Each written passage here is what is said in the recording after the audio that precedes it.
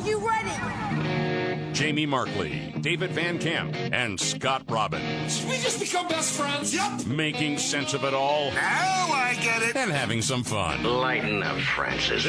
The Markley, Van Camp, and Robbins Show. Jamie Markley, David Van Camp, Scott Robbins on vacation.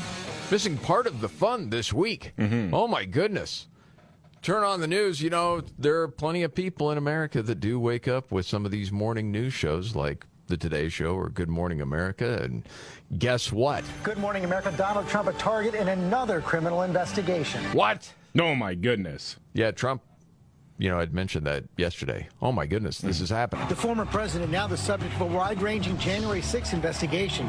Trump received a target letter from special counsel Jack Smith focused on a conspiracy to defraud the United States, tampering with witnesses. Could he now be indicted again on charges related to attempts to overturn the 2020 election? And we'll get into their coverage of the whole thing, Okay. Also what Trump had to say, and how much is this a threat to Trump, and what does that mean for the campaign?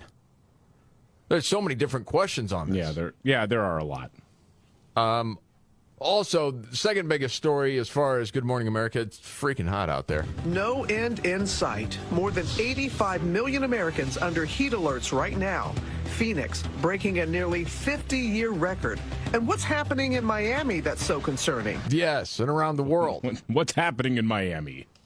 We will get to that coming up a little bit later. You know what? And I did more of a deep dive with the Earth and the heat and climate change and what it means.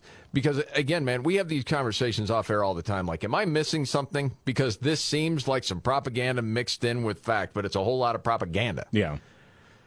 But we'll get into it. And there was a great conversation between a couple of people that will tell you, yeah, the planet is warming, but what does it really mean in the end? We'll get to that a little bit later. Meanwhile, with that going on, then you had Ron DeSantis doing his first big interview with CNN and Jake Tapper. Yeah, Republican presidential candidate and governor of Florida, Ron DeSantis, did an interview with Jake Tapper on CNN. He was asked about the multiple prosecutions being leveled against Donald Trump, and it looks like there's another one on the way potentially. And it was interesting to me because throughout the interview, DeSantis is defending Trump. He's saying, no, this is inappropriate. Everybody knows what this is. But also he's making the case that he's the best guy to demolish the deep state or get rid of the weaponization of federal law enforcement. That's a tough thing to do. That's threading a needle for sure, because you can't go out there and say, because, one, it's not true, and two, the base will hate it. You can't go out there and say, well, I think the president has committed serious crimes and no one's above the law. No, you're not going to go out and do that, because that's fake news. Because you really don't feel that way. No. It's like you're competing with this person, but at the same time, you're like, hey, this guy's getting railroaded. Yeah, and the thing is that Ron DeSantis can also say, hey, look, I've got a couple of rogue prosecutors in the state of Florida, and we got rid of them because they weren't doing their job. So anyway, he talked about what he would do with the DOJ and the FBI, et cetera, if he were to become president. This country is going down the road of criminalizing political differences, and I think that's wrong.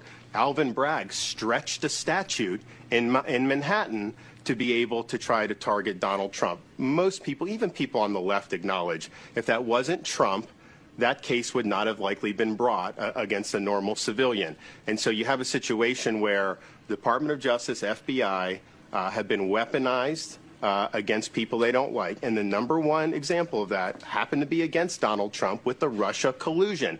That was not a legitimate investigation. That was being done to try to drive Trump out of office. And so what I've said as president, my job is to restore a single standard of justice, to end weaponization of these agencies. We're going to have a new FBI director on day one. We're going to have big changes at the Department of Justice.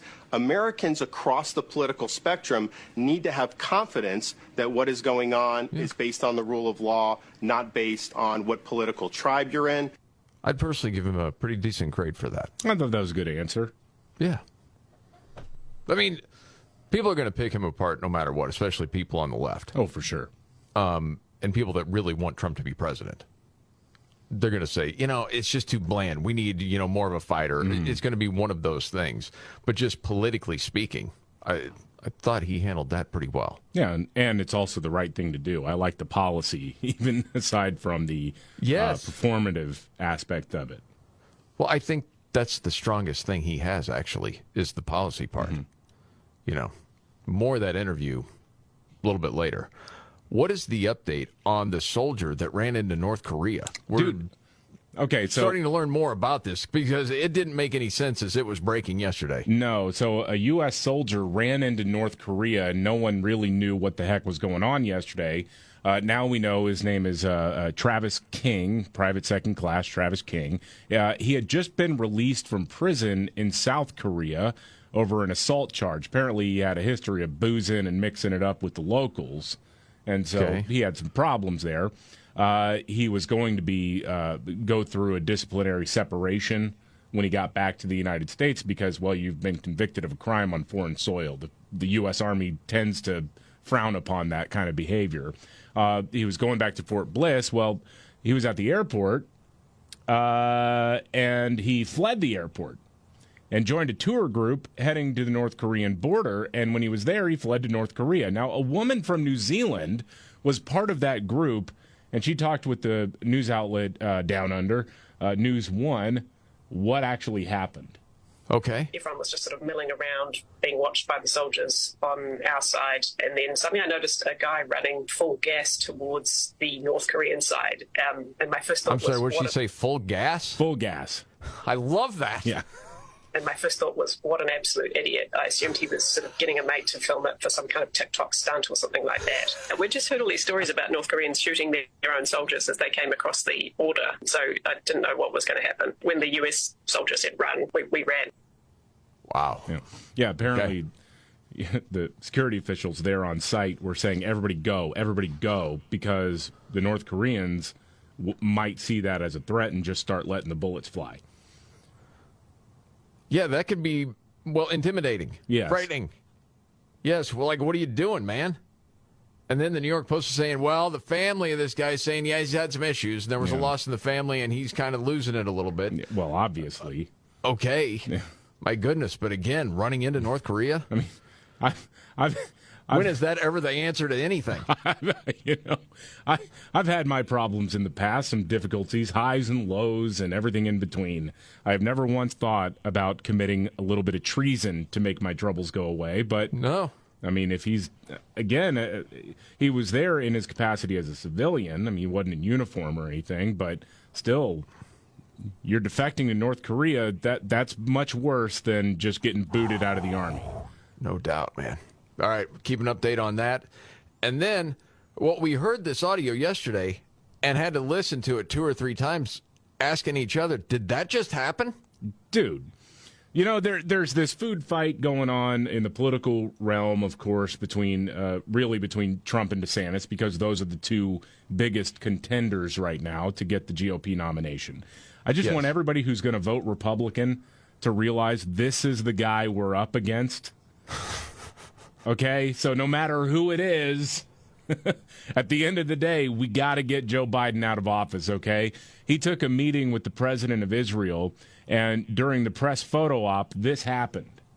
Listen to this. And we brought Israelis and Palestinians together at a political level, and Akra and Paul Schramm. And as I... Did he nod off? He looks like he's falling asleep. Like mid-sentence. Yeah. And you can't understand what he's saying. Say that again. At a political level, and Akra and Paul Schramm. And as I saw different people making a point online saying, listen, in the United States, he's protected a lot from legacy media. Yeah. I mean, it's not like they're going over that today. You got to talk about the heat and Donald Trump. You can't talk about our president nodding off during a meeting and maybe he's not quite all there to lead the country. Right. You're just not going to see it. But to everyone else in the world that sees this, it's a laughingstock. Look, that guy's in charge. What a joke. And it's absolutely true. That's embarrassing. Yeah, it is. Wow. Okay. So did anybody offer up an explanation on that? No, because we all know what it is. I know that his defenders in the media and his campaign will say, well, all of his little gaffes it's a stutter. It's just because he speaks from the heart, yada, yada, yada. Everyone who watches this stuff knows exactly what is going on. The guy is old and senile. Okay. Yes, he's old and senile. My goodness, dude. You know, it's like that one time, we've laughed at this I don't know how many times, when he gives up in a sentence. Yeah. And I think this was the part of the campaign when he really thought, I'm not going to make it. I don't even know why I'm out here. If it holds near and dear to you that you like to be able to, anyway. I give up. And in retrospect, we all wish you would have given up. I thought the sentence won. Okay, a lot to get to today. Oh, and then in the world of country music, song by Jason Aldean has all this backlash, and the video's been banned. What's going on? That and much more coming up right here. All right, the Markley, Van Camp, and Robbins Show. I'm Jamie Markley, the Gen Xer, David Van Camp, the Millennial, the sexy boomer, Scott Robbins, on vacation this week, missing out on some of the Trump fun. But you heard some of it this morning from Good Morning America. And, John, this is an almost unfathomable situation here. You have a former president facing multiple felony charges in multiple jurisdictions. Yes.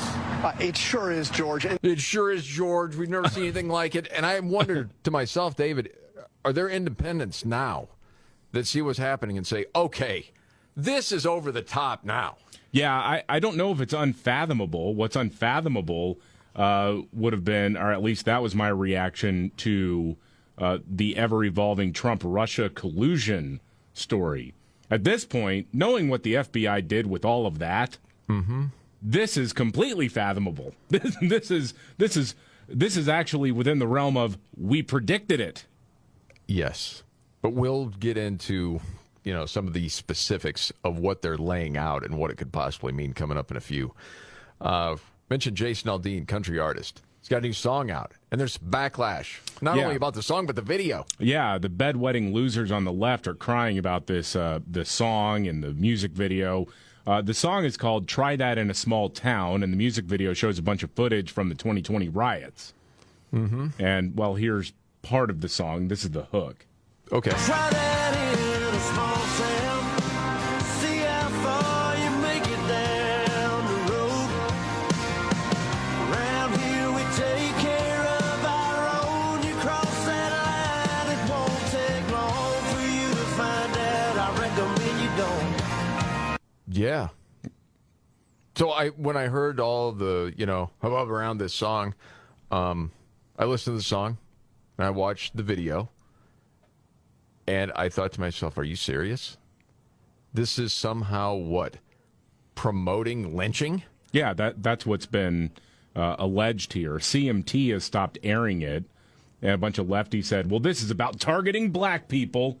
One of these far-left gun-grabbing activists from Moms Demand Action went on this tirade last night about how, this is him pining for the days where you could just murder a black person in the street. What are you talking about? Yeah, I mean, it's using real news footage. We all saw it. It doesn't matter who's committing the crimes. Right. There are people that say that needs to be stopped. I don't care what race the person is. That's it. Yeah, and country music has had that sort of bravado, revenge song for the entirety of its existence. I mean, that's what it is. Rap does the same thing. Absolutely. I mean, I was thinking Man Hank Jr. Yeah. Love to spit some beach nut in that dude's eyes and shoot him with my old 45 because a country boy can't survive. Right. Yes. People love that. I mean, if you like country music and if you like, a lot of old school rap, yeah, it was about busting a cap and you're going to show respect and all that stuff. And, there would be people saying, hey, you're promoting violence with that. Mm-hmm. It's like, well, you got to understand, this is the attitude. This is this particular audience. So what is the argument? So you can have that, but goodness gracious, Jason Aldean can't have pride in a small town. And if you bring the crime here, you're not going to like what happens? Give me a break. Yeah, and it's an accurate reflection. I remember covering the story, maybe it was last year or the year before last. There was this trend going around where kids would go and like kick doors and film it for social media. And there was a sheriff's department in small town Texas, and they weren't trying to be cute about it at all. But they put out the notice, hey, we heard a couple reports on this. Seriously, for everybody's safety, don't do this.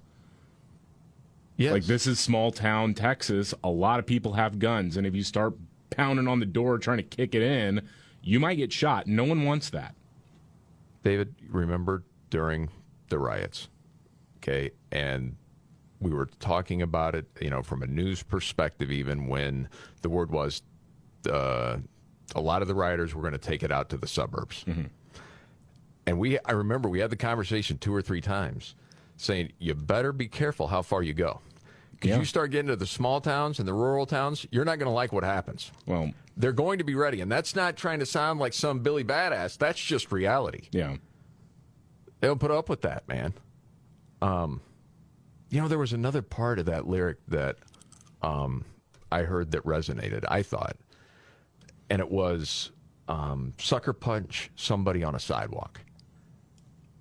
And I can't remember how many times we've seen that happen.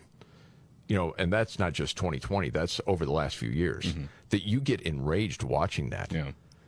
Yeah. Some little old Asian guy out of nowhere getting sucker punched by somebody. And you want to see the person that did that pay for it, man. You really do. Sucker punch somebody on a sidewalk, carjacking old lady at a red light. Yeah. Try that in a small town. Yeah. Well, CMT, that's so freaking weak. And the thing is, that used to be the mentality of a lot of big cities, too. Like, you're not going to do that. Like in New York, I've told the story before. When I was, the first time I ever went to New York, it was 1999. We were going down to Yankee Stadium on the subway, packed in the subway. 2 dudes started fighting. They started throwing punches. And a few dudes who were in their immediate vicinity grabbed them and shoved him off the train, saying, "You're not doing that here." And everybody applauded. Right. And now what? That's like white supremacy lynching mentality. Give me a break, man. No. If people say, okay, man, they're talking about it right now. The this just goes too far. What goes too far? I don't know. But listen, man, again, these are people that have no idea what regular people are like, or people that grow up or live in small towns. They don't understand that. There's a lot of pride in that, and they just don't get it. All right, we got to get more on the upcoming Trump indictment. And breaking that down is pretty fascinating next. All right, let's do it. The Markley, Van Camp, and Robbins Show. Jamie Markley, David Van Camp, Scott Robbins on vacation. Okay, so this upcoming Trump indictment, from what I understand, and they were talking about this, I'm playing clips from Good Morning America because I'm trying to understand, as far as legacy media, what their angle is. And I would guess you're trying to convince people there's just so much this guy is guilty of. Mm-hmm. My goodness, there's no way this guy could ever be president again. And it's amazing that people would ever vote for him. He's such a criminal. Blah, blah, blah. But John Carl from ABC is laying out that Trump's lawyers did not see this coming. Trump had been told by some of his top advisors and top lawyers that they expected that Smith's January 6th investigation would conclude with a final report, not with an indictment. And now, George, they are scrambling to mount a defense to the most dire legal jeopardy Trump or any other American president has ever faced. Well, you look confused, David. Well, that's a subjective kind of argument, but I mean, I would argue that the classified documents is probably a bigger deal. But again, we don't even know if he is going to be indicted for sure. People are reading the tea leaves and saying, yeah, he probably will be on this. But again, we don't know what the charges are. How can you make a declaration like this is his biggest legal jeopardy in history? Blah, blah. Like, you don't even know what they're going after. Well, ABC News has reported that multiple sources have confirmed to the publication that these 3 federal statutes that they're going after Trump for conspiracy to commit offense or to defraud the United States, deprivation of rights under color of law, and tampering with a witness, victim, or an informant. Yeah. And that's going to be the deal. Here's another short clip here. Overnight, he told a cheering crowd in Iowa that it was an attempt to interfere with the upcoming presidential election. They want to try and demean and diminish and frighten people, but they don't frighten us because we're going to make America great again. That's all there is. And apparently, if you do any sort of morning news show in legacy media, you can never say last night. You say overnight. Oh, yeah. I know. The rally in Iowa wasn't at 2 a.m. Right. Just so you know. Okay, so what to make of that, David? So I know a lot of people have asked the question, what does under the color of law mean when they say that? Under the color of law means that you are exercising a legal authority that you don't actually have. So, again, I don't, having not read any indictment, I don't know exactly what they would be saying he did. There is a suggestion that it has to do with the signing of fake electors after the 2020 election. Essentially, I know in Michigan, like 16 people just got indicted at the state level over this, where they essentially sent in votes for the electoral count that were not actually authorized, but they signed this paperwork, and so they're being charged with all sorts of crimes, fraud and things like that. That they essentially counterfeited an official document is what, paring it down, that's the basic way to understand it. That's the election. So or that's the state of play. So with Trump, I don't know if it was that if it has to do with the fake electors, was he pushing for those votes to count using his authority that he didn't actually have? Again, I don't know because the details haven't been released yet. Right. The most vulnerable position, or the most vulnerable part of it, is the witness tampering, because that's pretty easy to show. That's pretty easy to demonstrate. And Jack Smith has a long career of making mountains out of molehills. And so if he even had a conversation with somebody who was a witness, they could call that witness tampering. And again, under the letter of the law, he would be guilty of it. Again, I don't think that, or has a very good chance of being found guilty of that. Again, I don't know what to make of it because I haven't seen any indictment yet. That seems to be the one that would be the riskiest for Donald Trump. Not deprivation of rights under color of law. No. Which I'm thinking if you do man on the street around, big cities across the United States. So what does that mean with Trump? He's racist. It just proves he's racist. No. That's probably what you'd hear. No.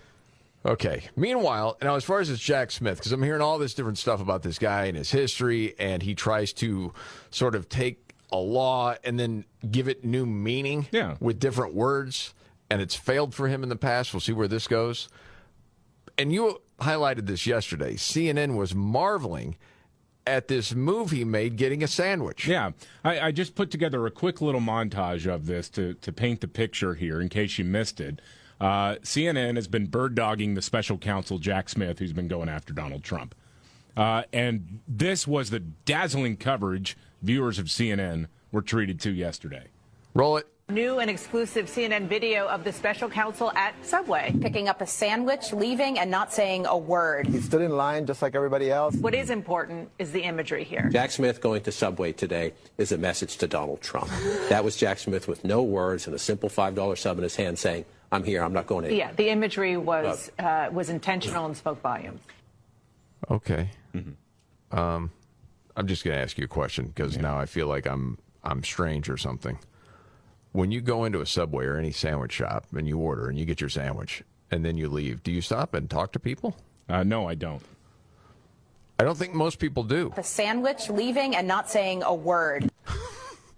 Yeah, that's most people. Yeah, and he's also a prosecutor in what at least should be a very highly confidential case before anything is brought or charged. So why would he? That's not really all that remarkable that a prosecutor wouldn't comment on a case or anything if he's just going to get lunch. They're like, he passed by multiple sandwich shops to go to Subway. This must be a message. Unreal, man. So the reaction from a lot of people, at least Republican voters, are like, all right, you're politicizing another election. This is what this is about. And you wonder how many independents are starting to think that. Yeah. You really do. And I think that was one of the things that CNN was asking Ron DeSantis about. Yeah, and, he defended Donald Trump against the malicious prosecutions he faces, but he made his case for being the nominee here. Again, man, that's not easy to do. No. When you have so many people, feeling bad for Trump, saying that this is a witch hunt. They're going after him. This country needs to have a debate about the country's future. If I'm the nominee, we'll be able to focus on President Biden's failures, and I'll be able to articulate a positive vision for the future. I don't think it serves us good to have a presidential election focused on what happened 4 years ago in January. And so I want to focus on looking forward. I don't want to look back. I do not want to see him. I hope he doesn't get charged. I don't think it'll be good for the country. But at the same time, I've got to focus on looking forward, and that's what we're going to do. That's a pretty good answer. Yeah, that's the way you got to handle it. And really, I think that's what a lot of people are dreading, is that an entire 2024 campaign being all about 2020. And we got problems. We got to move forward. Oh, no. The left wants it about that more than anything else. No one else does. You're absolutely right about that. All right, we got to move on to other things. It's that part of the show where we go back and forth here, and it may not be the biggest story that you saw out there today, but it caught your attention. What's your story today, David? Oh, Democrat Representative Nancy Pelosi was asked about Biden's age as we head into the 2024 campaign season, and this was on MSNBC's Morning Joe. I'll let the former House Speaker speak for herself. Oh, my gosh. I love this because I haven't heard it yet. All right, roll it. And roll it. Age is relative. I was in L.A. For some Democratic stuff recently, and I met with Norman Lear, who's 100, going on 101. He was telling me some new shows he was involved in. I was meeting with Frank Gehry, a 90-something architect, showing me new buildings he's building throughout the world. And they were like, 80s. He's a kid, but it's a kid. It's relative.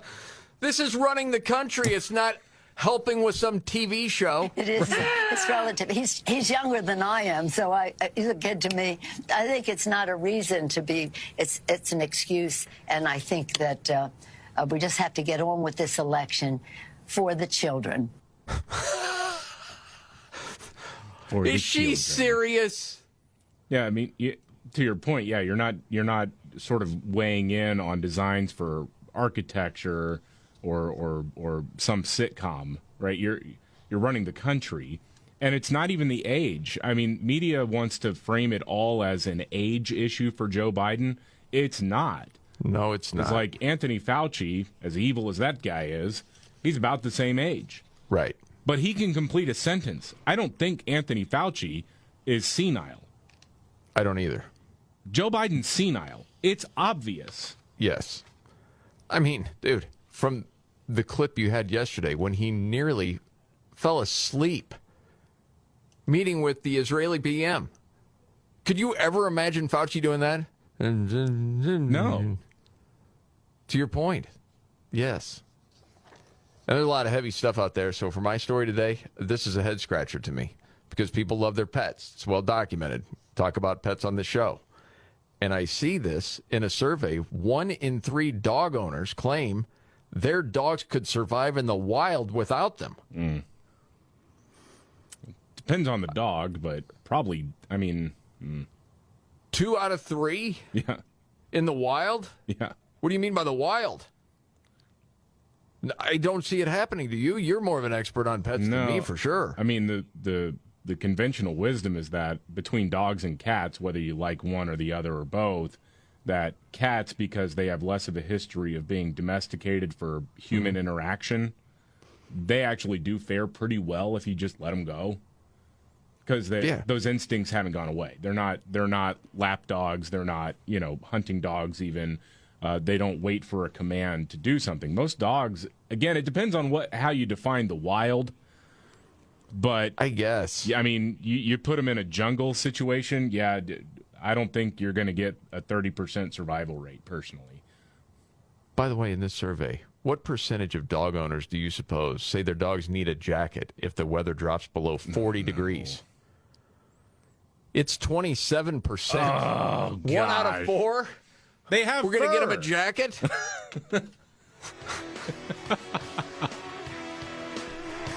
Whenever we overestimate the intelligence of the population, just remind me of that, please. Thank you. All right, much more to get to, including about our defense in the United States. We're in trouble. Next. All right. The Markley, Van Camp, and Robbins Show. Jamie Markley, David Van Camp, Scott Robbins. David, we got to remember to save this story for when Robbins is back from vacation next week. Okay. And I'm laughing not because it's funny, but because sometimes I think you got to laugh because you don't know what else to do. Mm-hmm. This is absolute insanity what's going on right now in our military. I mean, all over the place, but certainly in our military with this story. The whole world gone crazy! Yes. Yeah, so this is in the South Dakota National Guard. According to Senator Mike Rounds of South Dakota, learned that there is a woman, a female recruit, actual female recruit, who is not going public but has was ultimately convinced to complain about something that was happening during training. She also considered resigning over this. But, yeah, she was bunking and showering with 2 biological dudes who say that they're women. This is insanity. I mean, they got, the peepers are out, while they're in the showers and whatnot. And I sit here and I think, man, over the last several years, we've had a big conversation, national conversation about sexual assault in the military. And it happens way too freaking often. And in the past, it has been covered up way too freaking many times. And all that's well documented. And it's well documented. Well documented. It is a horrible thing that has happened. Yep. And I would hope that there would be some movement. But now, because wokeism rules the day, we're going to have dudes showering with women. I'm sure that's going to help. Where are we, man? I saw this piece out of the New York Post. Rich Lowry wrote it. On a similar thought, talking about the military and really wokeism, because the House Republicans voted to end the DEI stuff at the Pentagon. Yeah.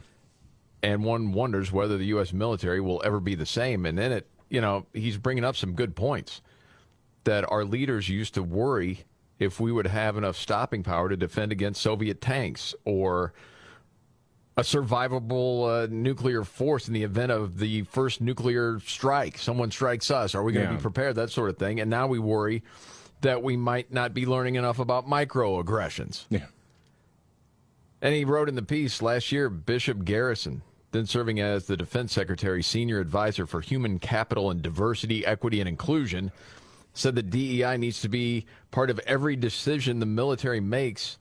It's a force multiplier and will make the military more lethal. How? They never explain it. No, I'm sorry, but you can't annoy the enemy to death. If you could, then yes, that would be an extreme force multiplier. Yes. Dude, I mean, you can hardly get the visual out of your head of, okay, this woman says, all right, I am going to volunteer and I'm going to join this part of the military, okay? And the next thing you know, there's dudes showering next to you. When they identify as a woman, so that's a woman. No, it's not. We have to base things in fact. This is reality. Yeah. Dang. Lowry had a funny line. It was, is the Marine operating a howitzer going to be more proficient if he's familiar with the work of Ibram X. Kendi? No. No. Will our fighter pilots be better at aerial warfare if they think America is defined by systemic racism?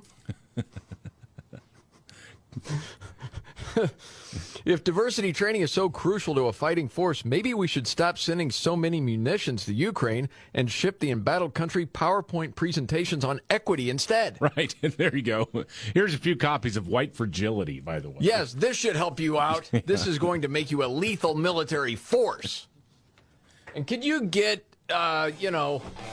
more women with dongs? That'll help, too. You be more diverse. It's going to help you as a fighting force. Give me a freaking break. You're out of your minds, man. Yes, please save that story for Robbins next week. This is the Markley, Van Camp, and Robbins Show. Are you ready? Jamie Markley, David Van Camp, and Scott Robbins. We just become best friends. Yep. Making sense of it all. Now I get it. And Markley, Van Camp, and Robbins Show. Jamie Markley, David Van Camp, Scott Robbins out this week. He's on vacation. He'll be back next week. One of the things going on today is the House Intel Committee having a hearing about the Hunter Biden scandal. Yeah, it's underway. And you're not going to hear anything about that from legacy media. No, we'll be turning around any clips as soon as we get them. Yes, because as far as legacy media, the story that's been the story for the last 8 years will not go away because it's a ratings bonanza. Good morning, America. Donald Trump a target in another criminal investigation. And here we go. Just on and on and on it goes. So we'll get to more of that a little bit later. The other thing that happens, because yesterday, it was kind of a big story that Ron DeSantis was going to be changing up the campaign. They fired some staff, and they're going to go after a reset. Yeah.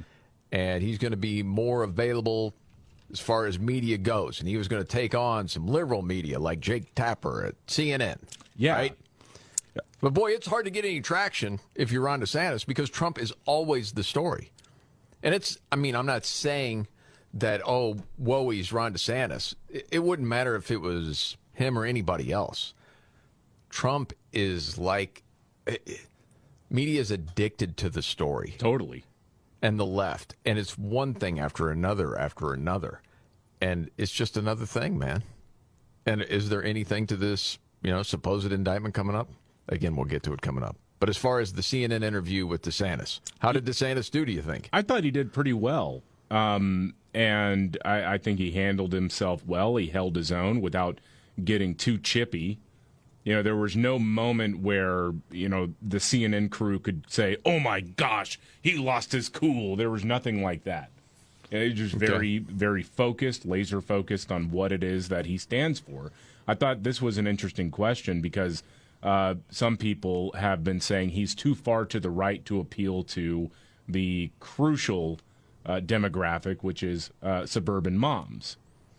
Wait a second. Only people on the left have said that. Yeah. And Jake Tapper said there was a Republican pollster on CNN. Okay.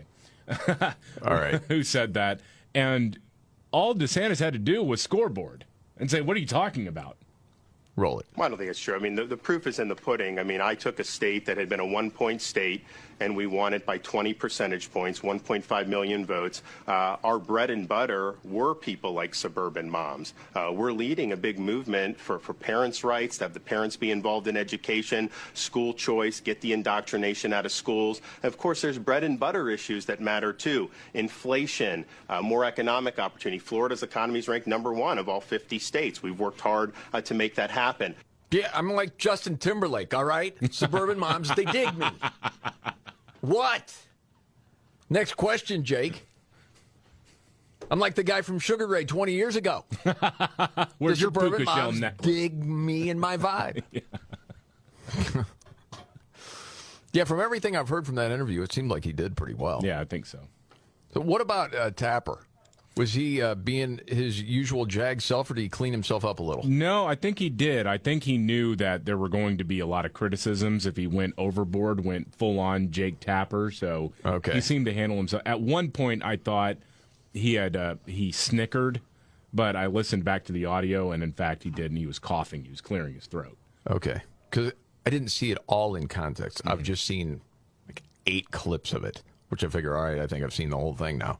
And it seemed like, yeah, they both did fine with it. Yeah. Okay, you have a story on Rachel Levine. Yeah, Rachel Levine, the obese man who thinks he's a woman who Biden put in charge of our nation's healthcare initiatives. Yeah.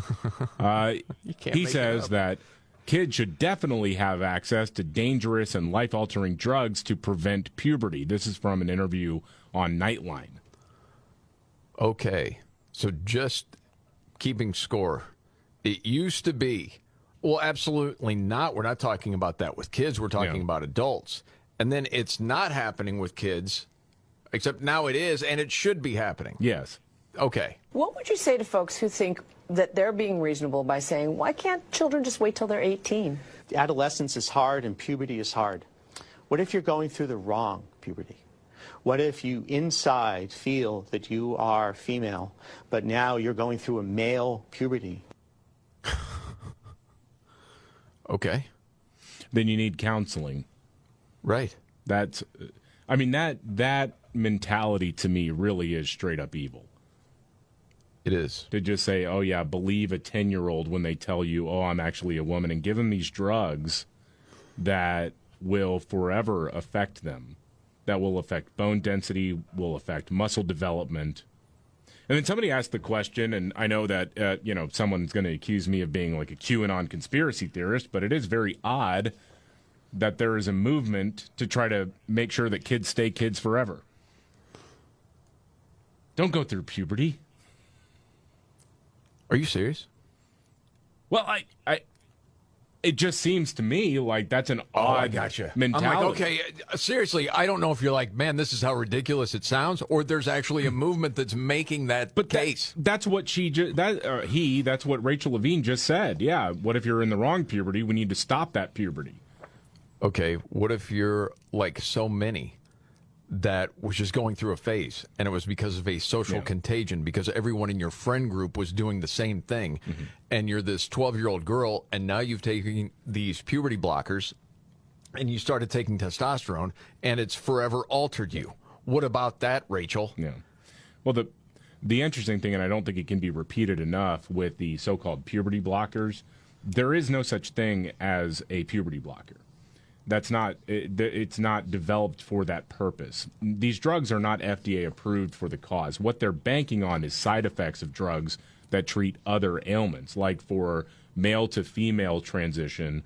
One of the more common so-called puberty blockers is actually a drug that is given to men with prostate cancer.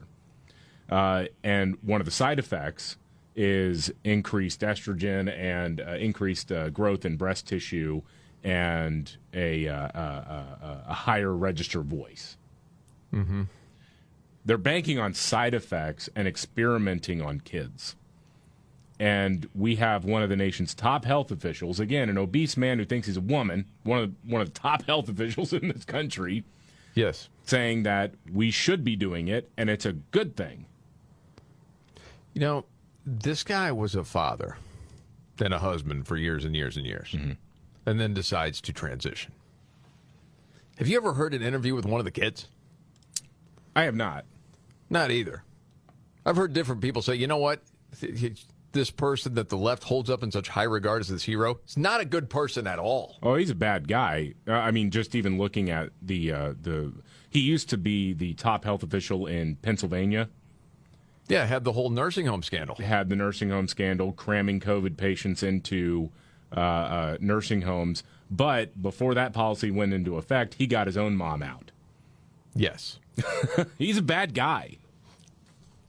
It is infuriating. And the thing is, you've got all these other countries now saying, we got to back way off of this. Okay, we went out over our skis, especially what happened in the UK because of all the lawsuits that were coming in from kids saying, how could you let me do that? I was 13 years old. How would I know what was best for me at that time? You have all these other things set in society that I can't do because of my age. My brain isn't developed enough to make these kinds of decisions. But then you'll have the likes of, well, CBS putting out this propaganda piece on Sunday morning saying, well, you weren't around when my 7-year-old kept crying saying, I want to wear a dress.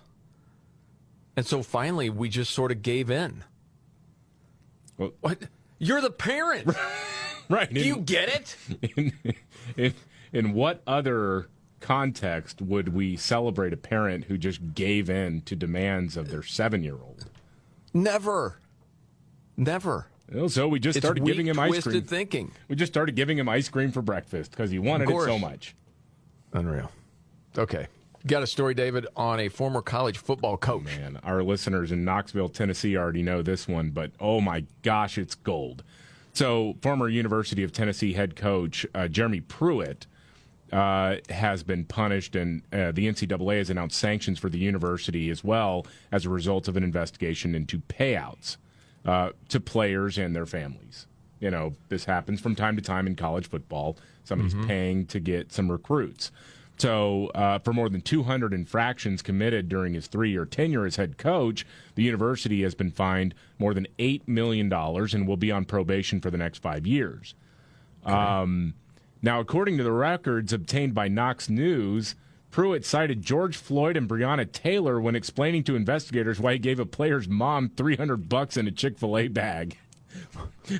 What? I was bribing that mom in honor of George Floyd. He's talking about how it's like racial justice or something. He says, then you throw in George Floyd, Ahmaud Arbery, Breonna Taylor. So you sit there as a white man and you see all of this going on and you see these kids suffering. It's pitiful when you sit in a room and you hear grown men, and I'm talking about our coaches too, when they talk about growing up and the circumstances that they've been under, because it's hard for a white man to understand, right? And that's why I said, you know what, I'm going to pay you to play. And, Mom, here's $300 cash. It was just $300, just to let you too. know. It's like, so wait, racial harmony cost $300? Wow. Okay. So that's the new standard. Talking reparations, and this guy's leading the way. $300 in a Chick-fil-A bag for everybody. Did you leave some Chick-fil-A in the bag? Because the waffle fries might seal the deal. Oh, man, that is fantastic. Okay, much more to get to. The story about millennials, David. I wanted to bring this up to you because I saw it. I thought of you. Apparently, a lot of millennials want woke pronoun censorship. You misgender? That's a crime. Oh, please. Yeah. Get to that and a news update next. Yeah. The Markley, Van Camp, and Robbins Show. Jamie Markley, David Van Camp, Scott Robbins on vacation. He'll be back next week. All right, we'll get to a news update in a sec. Real quick, David, I mentioned this because you are the millennial on the show. Most millennials think misgendering, meaning not using someone's preferred pronouns, should be criminalized. No. This was Newsweek had this. 44% of those, it breaks it down, age 25-34, think referring to someone by the wrong gender pronoun should be a criminal offense. Just 31% of that demo disagrees. 25%, I don't know. Okay. Well, then move to the UK. They don't have the First Amendment, and they do actually go after people who misgender folks online. Yeah, it's unreal. And this is a surprising twist for some. Gen Z respondents significantly less likely than millennials to support the pronoun censorship. So 18 to 24s, only 33% supported making misgendering a criminal offense. 48% said no. How do you explain that? I think that's the difference between theory and practice. I think more Gen Z people have been exposed to the social contagion of radical trans ideology. They also know how flipping difficult it can be to get the pronouns right, and they also really don't care that much. Right. Because deep down, they may never say it, but you cannot convince me that at a high school, if you've got a few trans people, kids who are, deluding themselves, walking around the hallways, you cannot convince me that anything less than 90% of the student body rolls their eyes at that. I'm with you. They don't hate them. There's no hatred there. It's just sort of like, okay, whatever. They're looking for attention. Everybody knows what it is, really, even if they don't want to admit it. Whereas millennials, like in my generation, we've been sort of, just broadly speaking, there's a greater likelihood that you've been indoctrinated into this kind of stuff to think that it's good, even if you've never experienced it in your life. Right. And now you want to sort of live it out. Yeah. Because, generations battle against each other. Yeah. And you don't want to be seen as backwards. Right. You want to be the enlightened one still. Right. Oh, yeah, I think dude, I totally agree with that take, because in my mind, I was thinking about, the kids that are coming up. They haven't been brainwashed for at least 4 years somewhere, and they know what reality is. And they're like, I call BS on this, which is different from especially 25 to 34s fresh out of it. I mean, broad brush on all this, but still, thought that was pretty interesting. And again, man, as far as freedom of speech, does that get taught in school anywhere anymore? What that means? Apparently not. I mean, I think it's because there has also been a massive push, particularly by left-wing censors, to talk about the catch-all term of hate speech. And when you tell people, it's fascinating to me. It gets to what you had mentioned, Tucker Carlson mentioned, is that in an insane society, telling the truth is dangerous. Yeah. And that's threatening. But when somebody says to you, well, we need to regulate hate speech, and then you respond to them accurately, well, what you define as hate speech is protected under the First Amendment. You have a right to say things, and I have a right to call you an idiot. But that is protected speech. There is no such thing in the legal sphere as hate speech. But people don't know that. People don't realize that, and if you tell them that, well, what are you saying? Are you saying that someone should be able to walk down the street yelling the N-word over and over again? So, well, I don't agree with that. I don't want that person to do that. I would be very offended if somebody were doing that. Right. But that is constitutionally protected speech. Yeah. And it's okay for you to call some older woman a Karen. Right. That's okay, right? Ooh, that's different. It's not yours. Okay. But it's who decides who gets to call who names? No, it's protected. You're absolutely right. That's certainly part of it. As far as a news update, a few things going on out there. The whistleblowers with the Hunter Biden case, okay, they're upset, especially at the left, because they're being demonized now. Used to be with the left, we celebrated whistleblowers. We need them to hold people in power accountable. But not when it comes to the Bidens, I guess. No. Well, Jamie Raskin apparently just described Hunter Biden's conduct with his firearm as exercising his Second Amendment rights. He lied. He lied on a background check form. Now, if you want to do away with background checks, I'm all ears. Let's talk about that. But that's not what they want. No, it's not what they want. That wasn't the problem with him getting a gun. He lied about it. Yeah. Okay.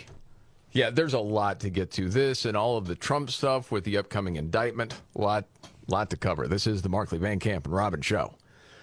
And with everything, if there's one biggest story of the day, what is it? Now, as it is developing, as the hearing is underway, we have a crack team of audio engineers turning around audio right now, trying to bring you the latest. And by a team, I mean I'm doing it. But yes. Anyway. Exactly. I'll try to find a few too, man. Try to help you out with that. Yeah, I mean, it's breaking as we speak. Yeah. So, yeah, we will get to that. Also, you have the clip of Trump talking about President Xi from China. We haven't had a chance to get to that yet. No, we haven't. Oh, and we have a Tucker clip that we had left over from yesterday I said we'd get to today. We got a lot of stuff to get to coming up, but a few right here. Jamie Markley, David Van Camp, Scott Robbins. He's on vacation. Missing out on part of the fun. Although, hopefully, he's enjoying vacation. Well-deserved. Okay. Got a lot of stuff going on. Boy, this is quite the news update here, David. I'm in now. Okay, so the IRS whistleblowers are testifying on Capitol Hill.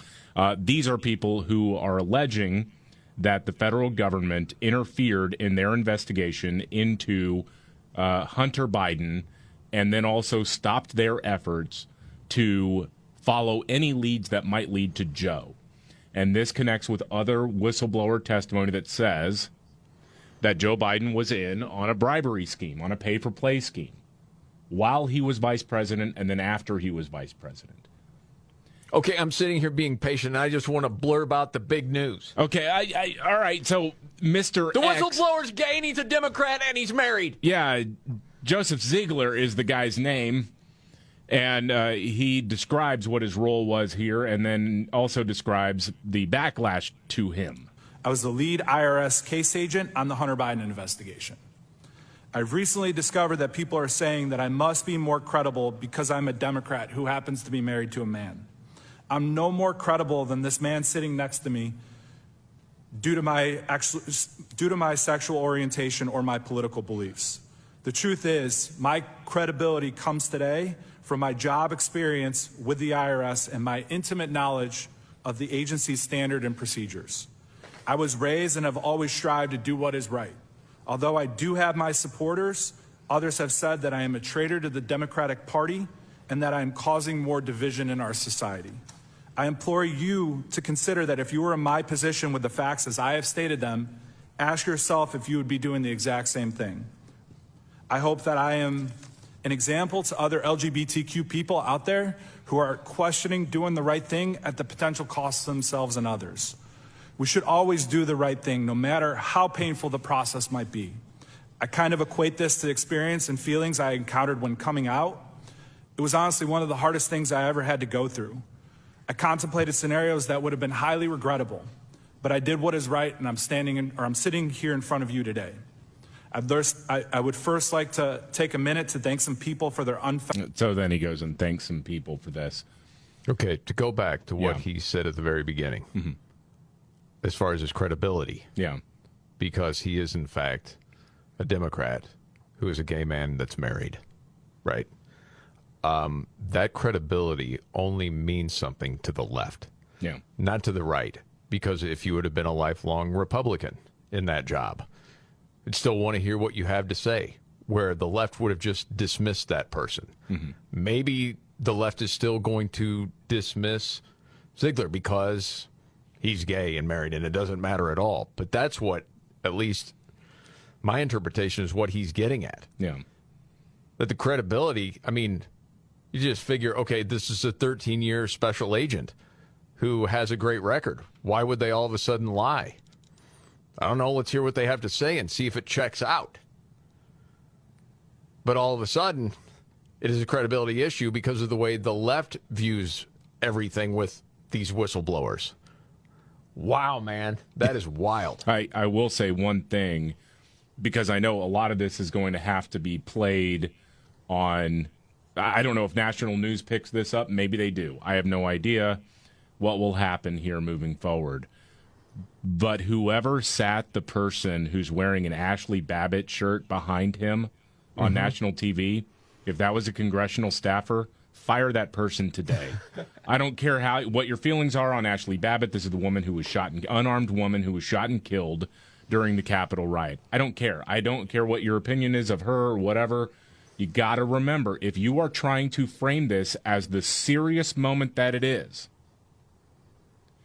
you cannot give the left an inch when it comes to their ability to say, these are just a bunch of right-wing conspiracy theorists. Because to them, it won't matter that this guy's a gay Democrat. What they're going to focus on is the fact that they're going to be able to call some guy watching a conspiracy theorist nut. Anyway, that's my only criticism thus far. I think this is a serious issue. This is a serious hearing, and I hope they treat it in the serious way that it should be treated, and I hope it gets covered the way it should be covered. But unfortunately, I would bet you anything, someone on MSNBC, someone on CNN, the people that need to hear this information, the topic of conversation is going to be that dude wearing the T-shirt of Ashley Babbitt. I always think of it this way, I guess. I want independents to see it. I want them to understand what the whistleblowers are getting at and how, because what this in the end leads to is the Biden family. Yeah. And what they've been doing for years and years and years. That's the biggest thing. It's not how much crack Hunter smoked on a laptop or how many hookers are on the video or what, any of that stuff. It's the big story of the entire family and how it's compromised Joe Biden in so many ways. And I'm not saying Joe Biden's the only politician that is bought and paid for by somebody else. I think it's a huge problem. But he's the president. Yeah. That's what I'm hoping to get after. And just like that, David, the person with the Ashley Babbitt shirt, Yeah. There is a woman sitting in front of him now. Now you can't see the T-shirt. All right. Somebody move somebody in front of that person. They may have jockeyed their way up there. And they may have done it to say, okay, I want some sort of spotlight on Ashley Babbitt because that's been ignored. She should never have been shot and killed. Right. And that's fine. Yeah. You have a right to do that. I'm just, if that was assigned seating, because usually the first couple rows are. Right. That it's just, it just, that was one thing that bugged me. And we can get to the substance of what is being alleged here as well, because that's ultimately the most important part of it. Because, I mean, you do have these guys who have been in the IRS for years, decades, who are the normal process that we would follow, we weren't allowed to do our jobs because the Bidens were being protected. Yeah, and Catherine Herridge with CBS News has been one of the few mainstream media reporters covering this. Well, it's just been revealed she did an exclusive interview with him. Oh. As this is rolling out, now that Joseph Ziegler, the Mr. X, the anonymous up to this point whistleblower, here is part of what he is alleging, and this is, again, from CBS News. Why did you want to interview Hunter Biden's adult children? So a lot of the business deductions, expenses related to the adult children. Did you get the approvals? So we never received the approvals to talk to those people. What did the assistant U.S. attorney tell you? That's going to get us into hot water. Is that in the IRS handbook, avoiding hot water? No, but I mean, I was asking to do these certain things, and roadblock after roadblock was put up in front of me. Wow. After all of this, Republicans would be crazy to not start an impeachment inquiry next week. Yep. And what is the deal? And I know you don't have the answer, so I'm just asking to the clouds. Why CBS? They've been on this. Yeah, I mentioned the last few weeks. But not the others. NBC hasn't touched it. ABC, CNN, to my knowledge, certainly not MSNBC. Yeah, there have been passing references to it, but sort of like, there's this thing Republicans are highlighting. Right. CBS News, I think it has a lot to do with Catherine Herridge. She seems to be the only one willing. She used to be at Fox, by the way, and now she's at CBS News. And I think there is a good case to be made that she has put her foot down, that she's going to follow this story. But man, still, dude, I know. Okay, call me out for sounding like a conspiracy nut. Yeah, I still believe that the heads of those networks, they control everything. They control the stories that come out. It has to go higher than her that said, okay, we'll run this, because she's got to get approval for anything that she does. And it's not that we haven't seen other reporters at other networks have stories that they wanted to put out there that got squashed. You get what I'm saying? Yeah. So there's something going on at CBS that's not going on at the other networks. Or that she really does have that kind of juice. I don't know. Or she's got everything on tape, conversations, and That she's could be told too. somebody, you let me run this story or you're about to lose everything. All of it's fascinating. Yeah. Say that. Okay, more on that in a bit. I forgot the other things we were going to talk about. It doesn't seem as important. Well, I mentioned I had a Tucker clip that we get to, and then Trump talking about China, President Xi. Yeah, media is freaking out a little bit because Donald Trump supposedly praised Chinese President Xi Jinping, but that's not really the story. Did a town hall with Sean Hannity, and he was talking about how weak U.S. leadership has been with China, especially when you compare it to the ruthlessness of the Chinese Communist Party and President Xi Jinping. All right. President Xi, central casting, brilliant guy. You know, when I say he's brilliant, everyone says, oh, that's terrible. You call it. Well, he runs 1.4 billion people with an iron fist. Smart, brilliant, everything perfect. There's nobody in Hollywood like this guy. I got them to pay us $28 billion because they screwed our farmers for years. And I had the Secretary of Agriculture come up, and I said, give me a number. They said, it's $28 billion. Comes back a week later, it's $28 billion. I said, that's a lot. I said, well, we're going to take it from China. I got $28 billion for the farmers. Who got a check? Did everybody get a check? That's why he's so appealing, man. Right there. Yeah. Talks like a regular person. I made you money. Yes. Yeah, I made him pay. that resonates with people. You just speak in common terms. Yeah. Like when he would say, NATO, they're not paying their fair share. Why are we paying for this? That makes sense to people. Remember the freak out with all the elites when he would say something like that? Oh, yeah. Regular people are like, yeah, that makes sense to me. Real quick, this clip of Tucker. It's certainly not a big story today or anything else. I thought you would find it amusing, which means anybody that hears it, I think, will find amusing. He was explaining when he was speaking at Turning Point USA that, as far as getting the reputation of ending campaigns, because he asks hard questions and holds people's feet to the fire, it's not that he wants to go after people personally. Okay? So when you hear this clip, another reason to play it, to me, this is Tucker having fun. And now he doesn't have the shackles of a Fox News or somebody overlooking him, and he can be himself. I won't attack anyone on personal grounds or by name. It's tempting. I will say it's tempting. Whoever said do it, you're the devil on my shoulder. Do it!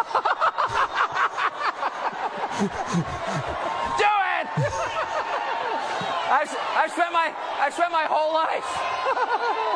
No. But if I could make some general observations, which I think are more edifying than just like savaging Mike Pence, I think. So then he mentions Pence, which I'm not going to do, because that would be wrong, and it would be wrong because it's too easy. And the easy things are not rewarding, are they? You don't feel good when you beat your 5-year-old in soccer or ping pong. Like what? Well, I mean, man, that is brutal. I mean, I'm fine with, establishing dominance in ping pong. Yeah, but it doesn't make you feel good. Well, if it does, then we got some issues. We need some counseling. All right, I know this news is breaking right now about these whistleblowers. Yeah. What they're saying about the Biden family and how they were held up in the investigations. Yeah, and so we got to get to the latest on that. Ziegler says that, has weighed in on what happened anytime they would ask about Joe Biden. Oh, can't wait to hear that. All right, and if we have time, a desire for a normal fetal outcome apparently is transphobic. Wow. All coming up right here. The Markley, Van Camp and Robbins Show. Jamie Markley, David Van Camp, Scott Robbins on vacation. The whistleblowers are testifying today. Yeah. Breaking news here, David. The IRS whistleblower, Joe Ziegler is his name.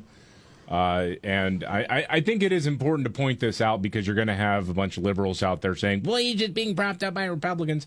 He's a gay Democrat. Yes, married man. And so this guy doesn't have any political axe to grind, it would seem, based on that, based on his personal life. He says he's just out there trying to do what is right.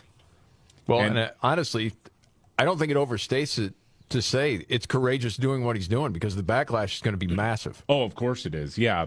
So part of his testimony today, he explains a bunch of instances in which Hunter Biden falsified his tax returns in 2018. And I think the bigger point that you've made, Jamie, is how does this connect to Joe? Because that's what matters more than anything Absolutely. else. And his whole thesis is that every time they started to pull on strands or recommend serious charges against the president's son, somebody at the Justice Department would tell them to back off. And so here's part of his today, this is the breaking audio that you're going to hear, where he talks about Hunter Biden lying on taxes. Statements Hunter Biden made in his book completely contradicted what he was deducting as business deductions on his 2018 return. While writing his memoir, Hunter stated, I holed up inside the chateau for the first 6 weeks and learned how to cook crack. Hunter Biden allegedly falsely claimed business deductions for payments made to the Chateau Marmont, a hotel room for his supposed drug dealer, sex club memberships, falsely referenced on the wire as a golf membership, hotels he was blacklisted from, and a Columbia University tuition payment for his adult daughter. All of these items were used to support the willfulness element for felony tax evasion. These false deductions claimed by Hunter Biden caused a false return to be prepared, that underreported his total income by approximately $267,000. And he goes on from there. And so basically the point is we had the goods on him. Mm-hmm. And for some reason, the Justice Department let him off with a sweetheart deal. Not filing his taxes on time is what they're saying. Okay. And then anytime they asked about Joe, it was put on the back burner? Oh, yeah. All right, roll it. Did you uncover evidence that President Biden financially benefited from his son's deals? I don't feel comfortable answering that question. Why is that? Anytime we potentially wanted to go down the road of asking questions related to the president, it was, that's going to take too much approvals. We can't ask those questions. And I mean, it created an environment that was very hard to deal with. It's a politically sensitive case. Wouldn't it require additional approvals? Yes, I do understand that aspect, but it would be like, well, let's think about it. Let's put that on the back burner. Well. And this is just getting started. Yeah, it is. This is going to be a fun ride. This is the Markley, Van Camp, and Robbins Show. Are you ready? Jamie Markley, David Van Camp, and Scott Robbins. We just become best friends. Yep. Making sense of it all. Now I get it. Markley, Van Camp, and Robbins Show. Jamie Markley, David Van Camp. Scott Robbins is on vacation, missing out on the fun today. Got whistleblower testimony going on at Capitol Hill. Yeah. So you've got a couple of IRS investigators who were involved in the Hunter Biden tax fraud or tax allegations, who say that at every turn they faced an uphill battle to get more information. And they were also shocked that prosecutors were able to make a deal that didn't involve more serious felony charges against the president's son.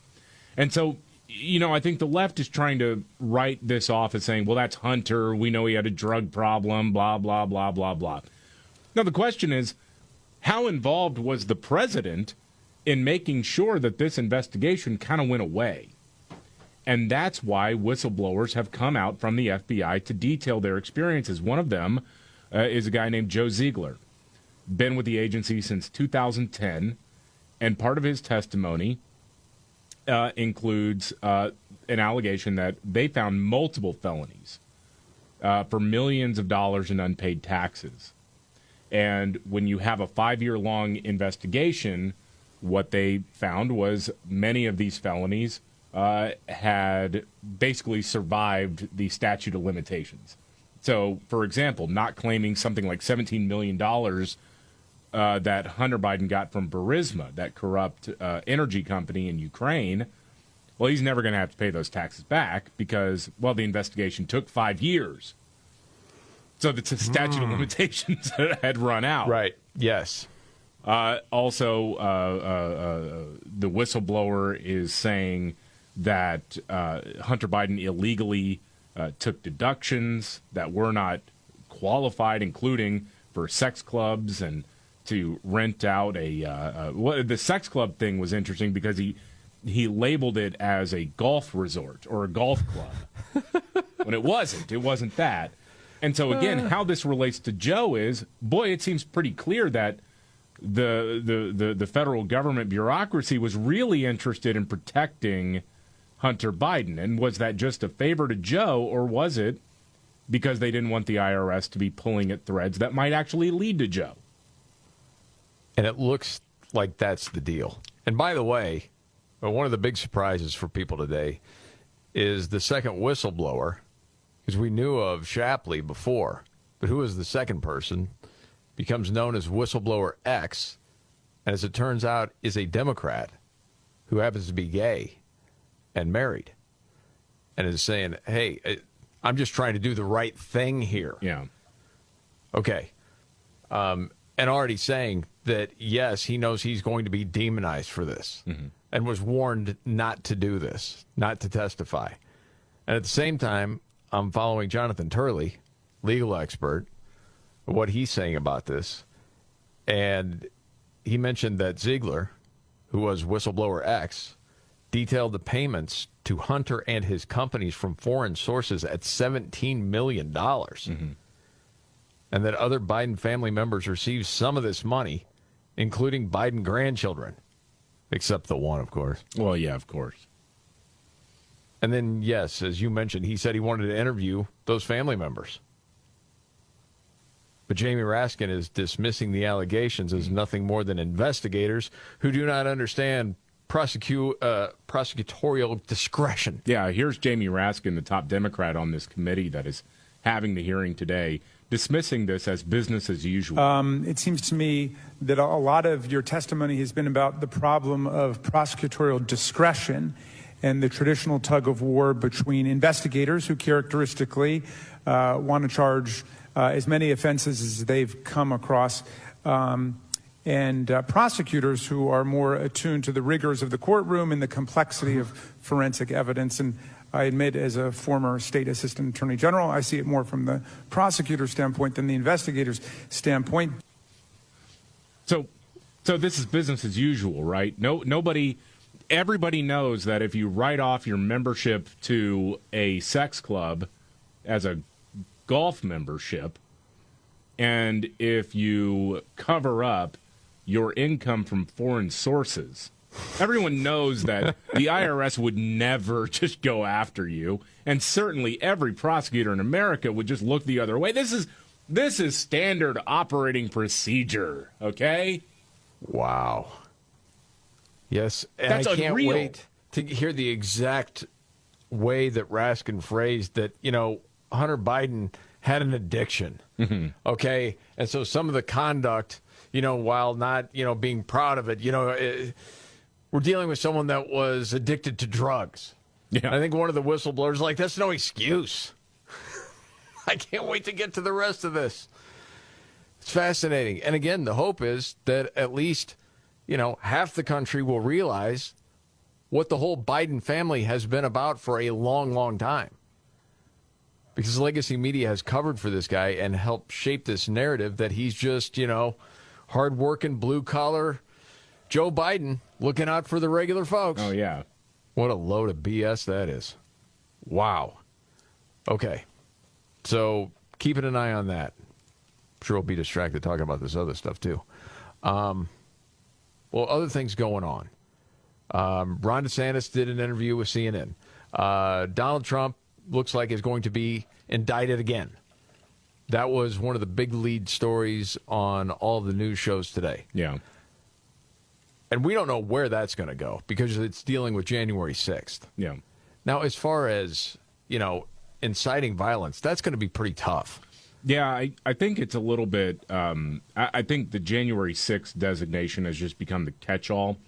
From what I can tell, from what the reports are, and again, we haven't seen any indictment for Donald Trump, it's not about the Capitol riot so much as it is about what the media has dubbed fake electors and attempts to get election laws thrown out after the fact.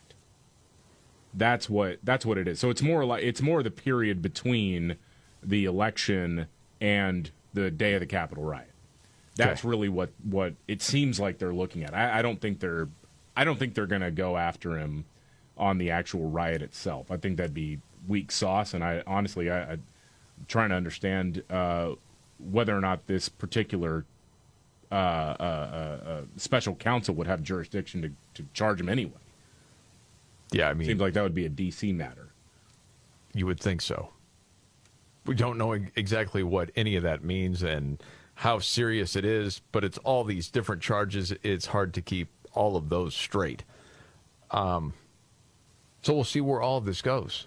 And I want to get a quick prediction from you, David, as far as what's happened today with these whistleblowers. This story has, for the most part, been ignored by most of legacy media outside of CBS News. Yeah. Does the Today Show have this on tomorrow? Does Good Morning America? I'm putting you on the spot.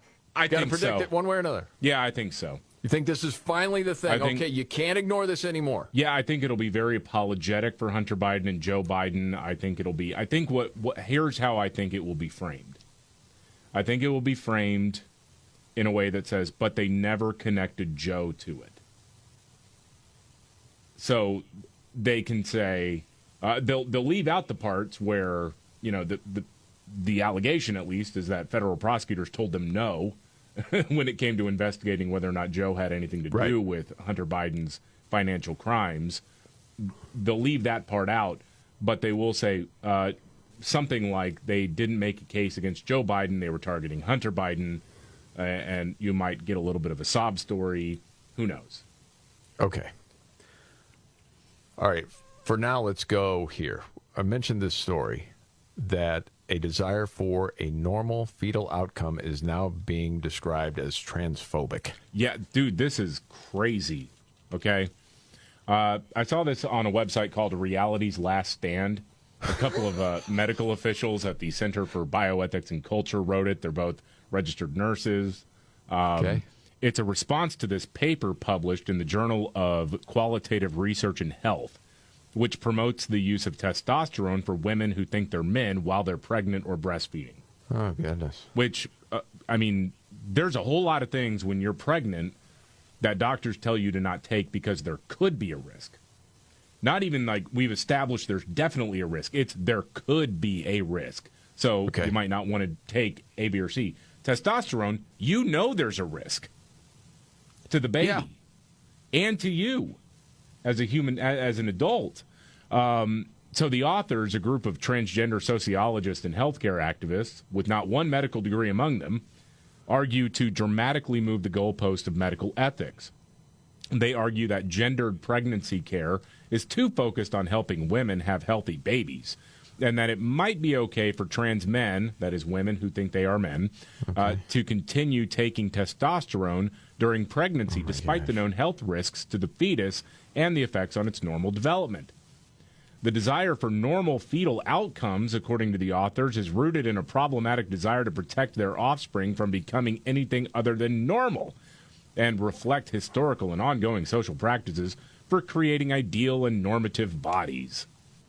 Don't want your kid to be healthy. No. Yep. Transphobic. This is a direct quote from the paper in question. Patients and providers tend to pursue precautionary, offspring-focused treatment approaches. Well, yeah! Oh, my gosh. And on that, let's just get to this clip. Ron DeSantis being interviewed by Jake Tapper talking about military wokeness. Yeah. Oh, I like this. Yeah, he was asked about his plan to refocus the military on the mission instead of giving in to a bunch of woke civilians. Good. The Pentagon response is that Army and Marines readiness is the best it's been in years, and reenlistment in the Army is the best it's been in years. So their argument might be in response, what problem are you trying to solve? Well, why do we have the worst recruiting that we've had since the Vietnam conflict? Why have great warriors being driven off, such as with the COVID-19 shot mandates? These were people that had been performing admirably. A lot of them had COVID. They had natural immunity. They were told, take this shot or leave. So I think you've had a big problem with morale. You clearly have a problem with recruiting. And at this levels, everybody has acknowledged these recruiting levels are at a crisis. People want to join the military, I think, because they think it's something different. And I think some of the civilian leaders in the military are trying to have the military mimic corporate America academia. That's ultimately not going to work. Agreed. Okay, there's a whole lot to get to. Then there's breaking news going on with the whistleblowers, D.C., talking about the Biden investigation, how they were hampered. Wow, there's a lot going on there. And then that soldier's mom said she couldn't believe her son did this as far as going to North Korea. A lot to get to coming up. All right, it's the Markley, Van Camp, and Robbins Show. I'm Jamie Markley, the Gen Xer, the Millennial David Van Camp, the sexy boomer, Scott Robbins, is on vacation. Okay, news update, David Van Camp. Well, Democrats are floundering a little bit today in a House oversight hearing on the Hunter Biden investigation. You got a couple of IRS whistleblowers testifying, one of them a guy named Joe Ziegler, who says that at every turn, essentially, when they were investigating Hunter Biden, much less trying to figure out what Joe Biden or how Joe Biden was involved in Hunter Biden's corrupt business deals, they were told no. They had multiple felonies on the table that they could have gone after Hunter with, and prosecutor said no. Now, Democrats are scrambling right now because Mr. Ziegler happens to be a gay Democrat. And so they can't call him a right-wing puppet, so they have to try to discredit it. And the ranking Democrat on this committee, Jamie Raskin, is out there now saying, well, basically, you're just small fries. You don't understand prosecutorial discretion. Prosecutors all the time walk away from different recommendations that investigators will have. Now, there's an element of truth to that. Yeah, the investigator will present something and a prosecutor says yes or no. But there is a key difference here, and it gets a little deep in the weeds. I'll try to explain it as simply as I can.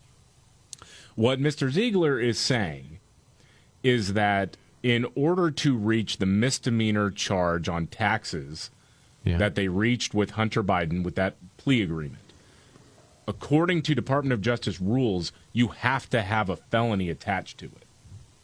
So in other words, you have to say, well, we're charging you with this felony, and it can be downgraded, but you have to have a felony before you go after him for that misdemeanor. That's the regulation. That's the rules that the Justice Department has in place. And Jamie Raskin, the top Democrat on this committee, just tries to completely change the subject. When you have a felony charge with a misdemeanor, that you have to charge the felony. And in this case, they did not charge that felony. And then there's one more point to this.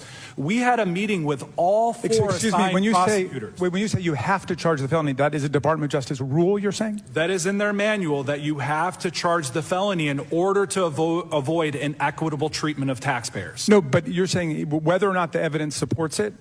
That is a part of that, is in that analysis, is whether the evidence, but that goes back to the point of that if the certain deductions that were taken, on the tax return, that's for you guys to decide whether the felony was there or not.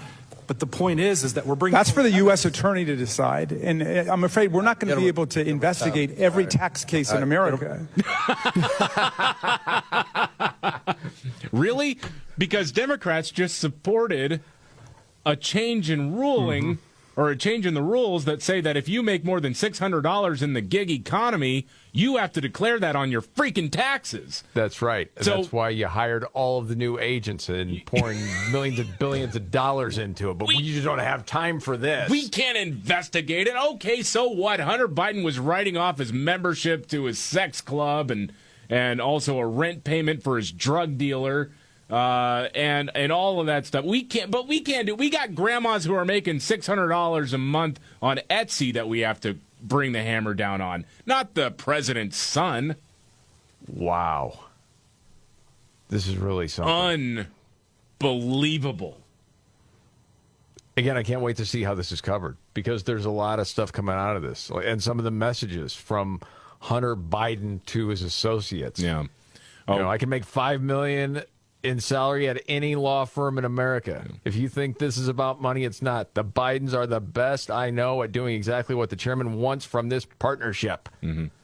Right now, CNN has nothing on the above the fold portion of their website. What I heard was MSNBC has E. Jean Carroll on. This is the Markley, Van Camp, and Robbins show. That's not a joke. Okay, biggest story of the day, David. Well, media is hopelessly corrupt. It is. So is our president. It's just propaganda.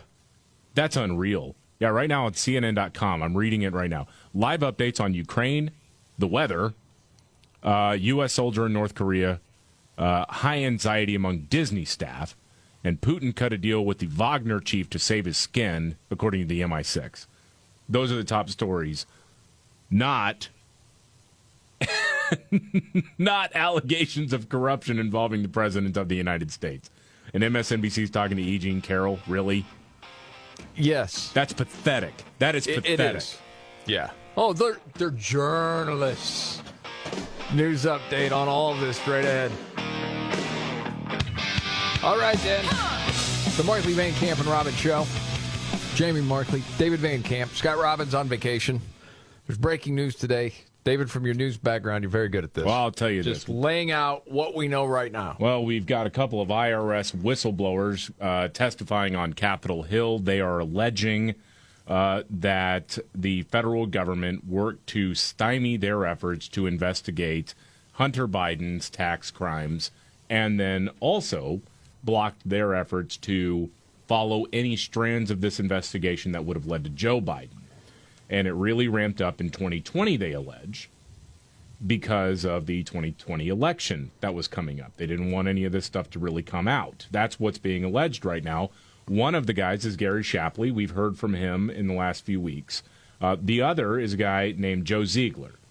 And because, the left loves to play this game, he is a Democrat who is gay. He is married to another man and really doesn't have anything to gain from this by his own admission here. But he said he's trying to do the right thing. He's just trying to do the right thing is what he's saying. Now, it's very interesting going to Gary Shapley here.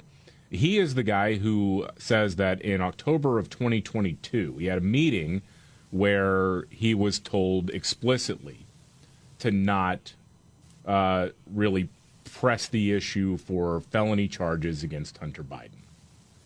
Now, the U.S. attorney who was ultimately making decisions about whether or not to charge him said, no, we're not going to do that. No, we're not going to do that. Democrats keep saying that this is this special prosecutor Weiss, or U.S. Attorney Weiss.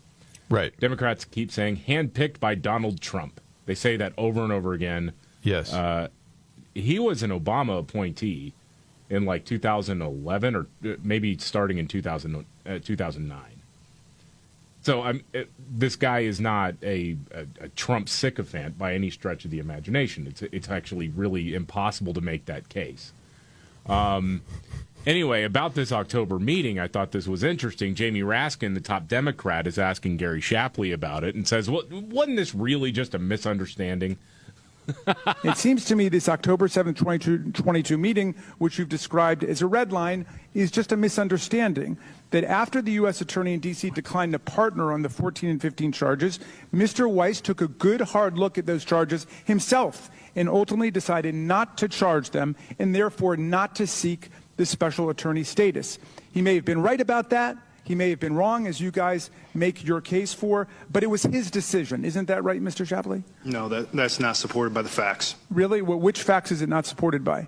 His own admissions in the October 7th, 2022 meeting that I documented contemporaneously, and the only piece of... But he contradicts what you're saying. But he contradicts it. Well, somebody's lying. That's right. We've said that for weeks. Goodness gracious. I also saw Ziegler had testified that he was waived off from interviewing the Biden kids, right? Yeah. And he said that had never happened before in this kind of a circumstance. And they were getting at the point it was because Biden was running for president. Yeah. Everything was getting switched around. And then you had this dude, the representative Democrat. I did say Democrat. I didn't mean to. The Democrat, Krishnamurthy. Is that how you say his name? Yeah, Illinois, right? Representative. Yeah. This dude wants to make this big deal and starts getting ticked of timeline of when Biden was president, which again, the whistleblowers both are trying to say, no, it was changed because he was running for president. It doesn't matter that he wasn't the sitting president, but it's almost like this gotcha game with this dude. To say, well, when was it? What about the timeline?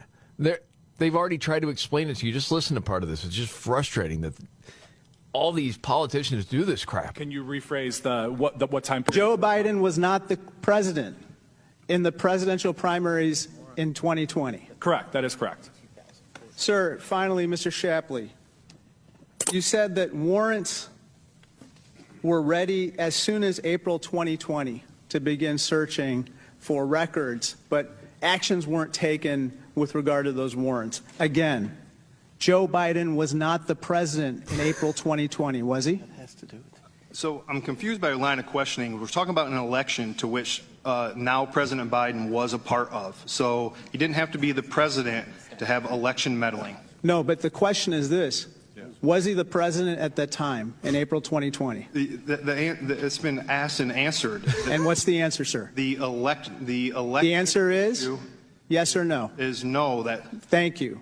Thank you. I yield back. Mr. Chairman, may I finish? No. It's not that simple. Everybody knows that's when the election was going on. It has nothing. You're trying to divert. Please, you may answer the question. So, it's clear that he was not the president, but an election is for the purpose of electing a president. And Joe Biden at the time was a nominee for president of the United States. Therefore, the election clauses with DOJ policy took place and were in effect. And it wasn't until September 4th of 2020 that the Department of Justice Public Integrity said that we can no longer take any actions on that case. And as early as April, they try to distract him again. As early as April to June of 2020. The Department of Justice, Delaware U.S. Attorney's Office, was already invoking the election as a reason not to perform those search warrants. Okay. You're right. It gets so deep in the weeds. It does. I mean, what you need to know is that the federal government actively, both before and during Joe Biden's presidency, actively suppressed investigations that would have damaged his son and potentially Joe Biden himself. That's what's being alleged.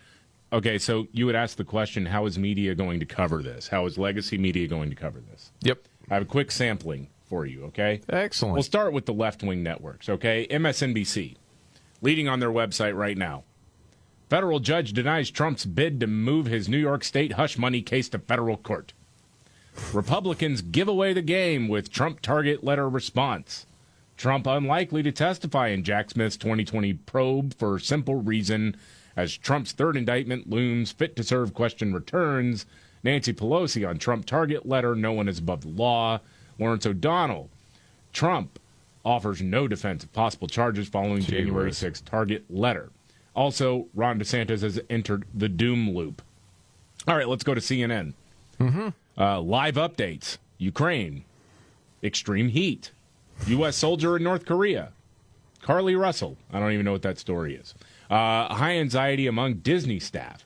Oh, they've got a podcast as well that they're advertising. And Putin cut a deal with the Wagner chief to save his skin, MI6 head says. Also, they've got a stunning story that's called Male Grooming is Booming. Here's why. What's driving sunscreen's big boom? Probably it's summer. NBC News now, right? This is supposed to be middle-of-the-road real news, right? Oh, yeah. Leading their website right now, special counsel's target letter to Trump in 2020 election probe cites 3 federal statutes. More details emerge about U.S. soldier who ran full gas across border into North Korea. 4 more Northwestern football alums underwent ritualized sexual hazing, they say. ABC News. What we know about Travis King, the American soldier detained in North Korea. Judge denies Trump's request for a new Carroll trial. Women give emotional testimony over abortion ban. Stanford president to resign amid concerns. I think it's too much to say that they're just propaganda outlets. They are propaganda outlets. They are. So that's embarrassing. The only news source, at least in the world of television news, that has anything about these IRS whistleblowers is CBS. They're the only one. And that's because Catherine Herridge got an interview with Joe Ziegler, the up until this point, the unknown whistleblower X is what they were calling him. She also had the interview with Shapley. Yeah. Before a couple of weeks ago. And I still wonder why. Why is CBS the only one? And just so you know, I checked ABC. They don't have it up there either. No. The lead right now is Judge denies Trump's request for new Carroll trial. Yeah. Okay. Let's see. I'll check in on the New York Times here if you want. Oh, why not? Russia says Ukraine-bound ships will be deemed hostile. 50 rappers, 50 stories. Israeli president tells Congress ties to U.S. are strong. Protests have simmered in Israel, starving orcas. In Florida, swimmers encounter an ocean that feels like steamy syrup. WashingtonPost.com. Again, they're covering anything except this hearing right now. WashingtonPost.com. As the world sizzles, China says it will deal with climate its own way. Stanford president will step down. The latest on Donald Trump's indictments and other key investigations. Nothing on IRS whistleblowers saying that the federal government was blocking their investigation into the president and his son. Okay. Well, the New York Post has got it front and center. Okay. Out of the shadows, gay Democrat who wants to, quote, do what is right steps forward as second IRS Hunter Biden whistleblower. There you go. Yep. Alleging a cover-up in the criminal investigation of President Biden's son Hunter, calling himself a gay Democrat who wanted to do what is right. And again, the biggest part of the story isn't so much about Hunter Biden, taxes, the gun charge. It is how it all leads to the Biden family. Mm-hmm. And, Jim Biden, Hunter's uncle, and how they had this massive amount of cash flowing into the family from other countries. And it was, pay to play. Goodness gracious, man, this is wild. And it may be, I asked you that prediction, what was that, a half hour ago? Yeah. That it would be on the Today Show tomorrow and Good Morning America. And you said, yeah, I think they have to. Mm-hmm. You still feel that way a half hour later? Dude, I mean, I can't, sadly, I can believe it. It's still shocking, but that none of these major news outlets are even making a mention of this. This is a pretty serious allegation from people who are not just coming out of the woodwork. I mean, this is not... No, I know. This is not some random lady in California alleging that a Supreme Court nominee sexually assaulted her when they were in high school. These are people... No one's disputing that they've been with the IRS for more than a decade. Nobody's disputing that they had intimate knowledge of the Hunter and Joe Biden IRS investigation. No one's disputing that. But when you can keep 50, 60% of the country in the dark to what's going on, that's how it gets destroyed. It's enemy of the people, crazy. Dude. That's enemy of the people. Yes. I don't think you could say it any better than that. Trump was right about that. Okay, we'll get to another update on that. Wow. There's an update on China. We got a lot to get to in a short amount of time. And electric vehicles, climate benefits, are they really there? All coming up. The Markley, Van Camp, and Robbins Show. Jamie Markley, David Van Camp, Scott Robbins on vacation, back next week. News update, David Van Camp. I'm glad you're laughing through the sadness. Oh, my gosh. Okay. So you got these IRS whistleblowers testifying on Capitol Hill today. They are alleging that the federal government stonewalled their investigation into tax crimes of Hunter Biden and really tried to divert the investigation once Joe Biden was running for president. Mm-hmm. Now, one of the parts of the investigation was tax fraud related to Hunter Biden's income from Burisma. That's this gas company in Ukraine. Yes. And they're saying that, man, there were some issues there, some huge red flags there, but he didn't pay taxes on that. And they could have charged him with a felony, but because the investigation was stonewalled and slow-walked, the statute of limitations, it's out. They can't charge him now. Right. Jerry Connolly is a Democrat from Virginia and maybe the moron of the day. If we had such a designation on this show, maybe we should start. Because this guy was referencing Burisma in Ukraine and actually made the case that Donald Trump's first impeachment was a load of crap from the Democrats, while also making the argument that maybe Joe Biden should be impeached for this. Okay. On accident. And if we're going to talk about Ukraine and Burisma, let's remember that the President of the United States, not Joe Biden, Donald J. Trump, was impeached over a phone call to the President of Ukraine wanting to get dirt on this very subject. And the whistleblowers are saying there was dirt to be gotten. That's why. And Trump knew it. What an absolute dumbass. That's hilarious. And that's a guy who thinks he's smart. That guy, that's a gotcha to this moron. Yeah. That's Holy hilarious. Mackerel. Wow, man. And I know, dude, we do this all the time because More than anything, you want to see justice, and you want to see the truth come out. You really do. And I think most people in the country are like that. Not all, but to a large degree. Okay. And then you come to the realization, probably nothing will come of this. Yeah. Do you still feel that way? Yes, I do. Are your hopes a little bit higher than they were, say, 24 hours ago? I think there's a lot more meat on the bone here that if people know about it, yes, that's just it. They will be outraged. And so I do think there is enough meat on the bone there to maybe get through to people. The problem is you got to get the information to people. I know. And when we have nothing but propaganda outlets for our media, it's tough to do, man. It really is. Wow. If nothing else, fascinating day. That is for sure. And with that, it's time for Nimrods in the News. Got to do that. It's a daily thing, you know. When the going gets tough. Damn it, this is too hard. The dumb get dumber. All right, Ian. It's Nimrods in the News on the Markley, Van Camp, and Robbins Show. I love the poorly educated. All right. Nimrods in the News. To me, this Nimrod reminds me of Connolly, the guy you just mentioned. Oh, yeah? Just sort of outing himself right in front of everybody. Mm-hmm. This was a 19-year-old dude in Georgia, James Brown. Not that James Brown. Right. Different James Brown. You know what he was arrested for? What's that? Doing donuts right in front of the police department headquarters. Yeah, don't do that. What are you going to do? I feel like doing donuts. He was charged with reckless driving. And I guess it's a pattern for him because he has 2 other incidents of reckless driving on his record. He doesn't care.